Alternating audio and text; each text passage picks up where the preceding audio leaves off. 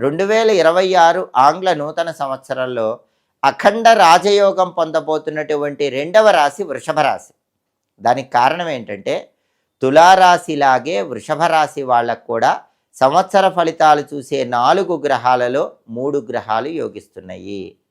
వృషభ రాశి వాళ్ళకి 2026లో 5 నెలల పాటు గురువు అద్భుతంగా యోగిస్తున్నాడు. ఆ 5 నెలల్లో కూడా ఫైనాన్షియల్ గ్రోత్ చాలా బాగుంటుంది. కెరీర్ పరంగా టాప్ పొజిషన్కి వెళ్ళగలుగుతారు.